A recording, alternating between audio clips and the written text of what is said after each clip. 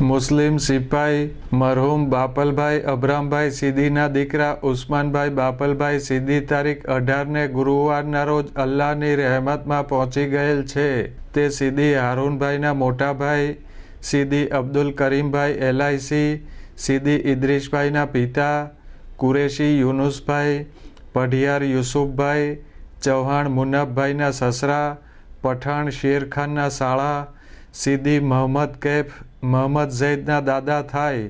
મરહૂમની જિયારત મર્દો માટે તારીખ 20ને શનિવારે સવારે 8:30 કલાકે બાપેસરા હનફિયા મસ્જિદમાં તથા ઓરતો માટે સવારે 10 કલાકે બાપેસરા સિપાઈ જમાતખાના જિયારત હોલમાં રાખેલ છે.